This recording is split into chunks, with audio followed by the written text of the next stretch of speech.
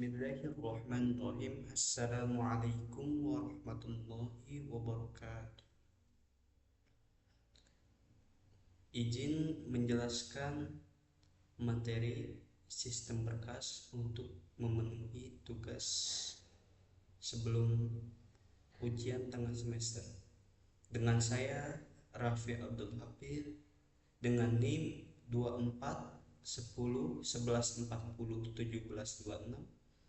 Saya dari kelas 03 TPLP 013. Di sini saya akan menjelaskan materi mata kuliah sistem berkas. Pada materi pertama yaitu ada topik pembahasan.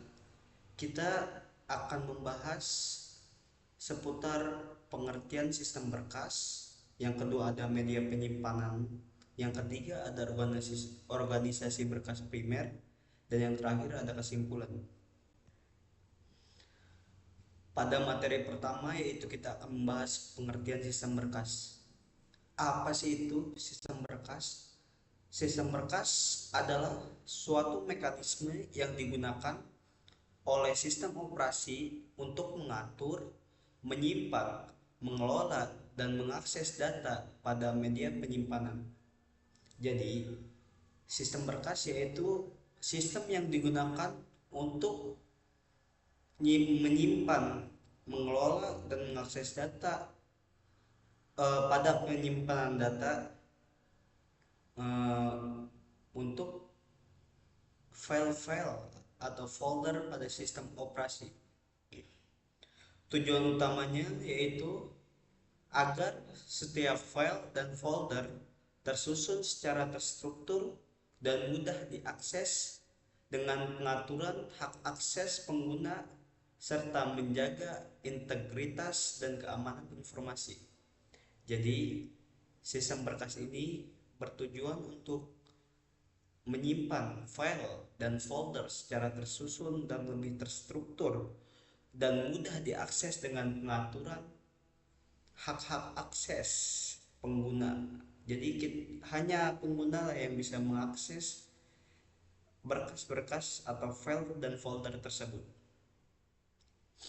untuk menjaga keamanan informasi dan data pribadi kita. Nah, di sini yang selanjutnya ada media penyimpanan file.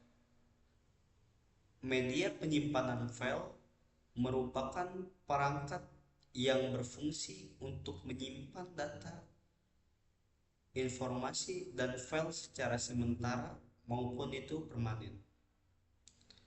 Media ini dapat berupa penyimpanan utama atau primer maupun penyimpanan sekunder atau eksternal atau permanen, tergantung pada kecepatan akses dan kapasitasnya.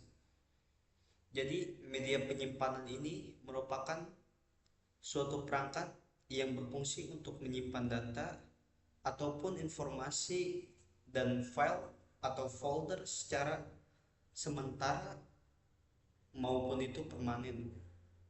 Jadi ada dua jenis penyimpanan file itu, yaitu ada penyimpanan primer atau sementara dan ada penyimpanan sekunder atau penyimpanan yang permanen. Di sini yang pertama ada penyimpanan primer atau penyimpanan yang sementara, atau di sini bisa kita sebut internal. Contohnya yaitu RAM atau Random Access Memory. RAM di sini berfungsi untuk menyimpan data secara sementara selama komputer beroperasi. Jadi data ini akan disimpan hanya selama komputer itu beroperasi, dan data ini akan hilang ketika komputer atau device kita matikan. Dan yang kedua, di sini ada penyimpanan sekunder atau yang bisa kita sebut penyimpanan eksternal. Contoh yaitu hard disk drive atau HDD. Merupakan suatu media penyimpanan magnetik dengan kapasitas yang besar digunakan untuk menyimpan data secara permanen. Jadi HDD ini merupakan media penyimpanan magnetik dengan kapasitas yang lebih besar dari media penyimpanan primer atau RAM.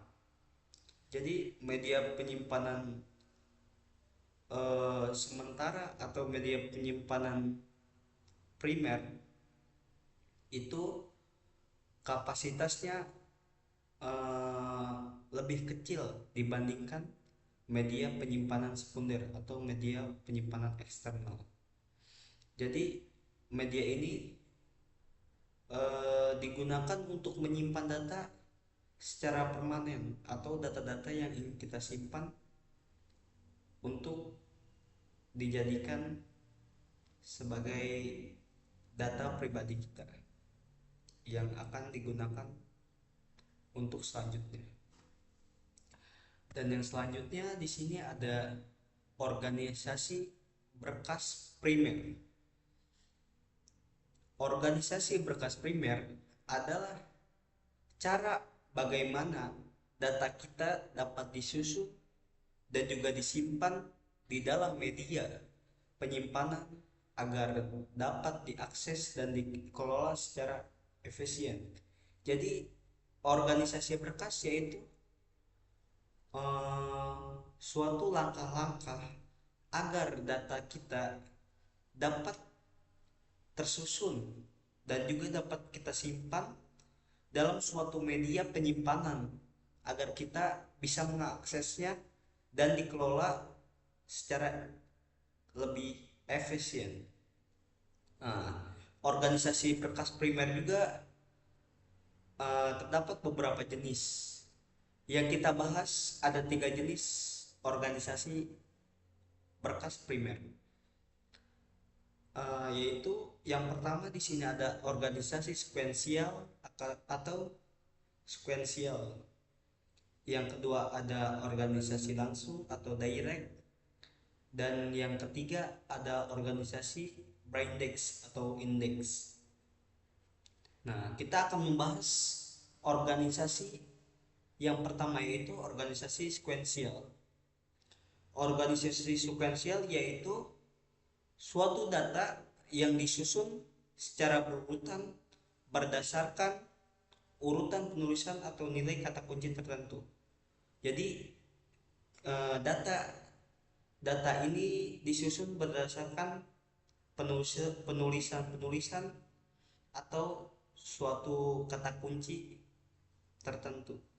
Jadi metode ini cocok untuk pemrosesan data secara beruntun seperti pengelola laporan bulanan. Jadi lebih mudah untuk kita gunakan untuk laporan pengelolaan bulanan, jadi lebih tersusun. Kita bisa menggunakan susunan penulisan atau nilai kata kunci. Dan yang kedua di sini ada organisasi langsung atau direct. Organisasi langsung atau direct yaitu suatu organisasi data yang disimpan berdasarkan perhitungan alamat menggunakan nilai kunci atau hashing. Metode ini memungkinkan akses langsung ke data tertentu tanpa perlu membaca file, sehingga mempercepat pencarian, penyimpanan, dan pembaruan data. Jadi organisasi data langsung ini atau direct yaitu organisasi yang menggunakan suatu kata kunci atau hashing. Jadi ketika kita ingin mencari suatu data yang kita simpan, kita cukup menggunakan kata kunci atau hashing yang dapat kita akses untuk mencari suatu penyimpanan data yang kita telah simpan, dan juga bisa kita perbarui dengan menggunakan nilai kata kunci tersebut. Jadi memungkinkan untuk kita mempercepat suatu pencarian, maupun kita mempercepat untuk penyimpanan, dan juga mempercepat untuk pembaruan data yang kita inginkan. Dan yang terakhir ada organisasi Braindex atau indeks. Organisasi ini menggunakan struktur indeks sebagai penunjuk lokasi data. Metode ini memungkinkan pencarian cepat, baik secara acak maupun berurutan, dengan mengacu pada indeks yang tersimpan terpisah dari data utama. Jadi organisasi Braindex memungkinkan kita untuk mencari untuk mencari maaf untuk melakukan pencarian data secara cepat. Jadi kita ketika kita ingin mencari data secara cepat, ini akan lebih mudah karena kita menggunakan acuan pada indeks yang tersimpan secara terpisah pada data utama yang kita simpan.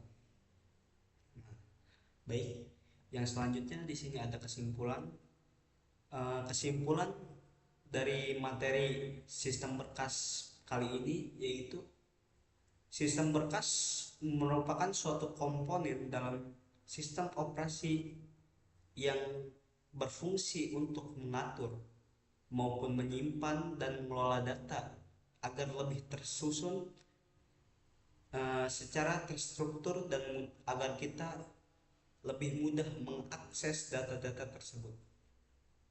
Dengan adanya sistem berkas ini, proses kita untuk menyimpan suatu data atau melakukan pencarian data tersebut serta mengamankan data dapat dilakukan dengan lebih efisien, teratur, dan lebih mudah. Dan juga selain itu, berbagai metode organisasi ini dapat meningkatkan kecepatan akses dan pemrosesan data sehingga mendukung kinerja komputer secara keseluruhan. Jadi sistem berkas ini berfungsi untuk menyimpan maupun mengelola data secara lebih tersusun dan terstruktur agar kita mudah mengakses maupun mencari maupun juga kita melakukan pengamanan terhadap suatu data yang kita inginkan agar lebih efisien dan juga lebih teratur. Dan organisasi-organisasi yang terdapat pada sistem berkas ini memungkinkan kita untuk melakukan pencarian secara cepat dan lebih mudah untuk mengamankan suatu data. Baik, cukup sekian dari saya, kurang lebihnya mohon maaf. Assalamualaikum warahmatullahi wabarakatuh.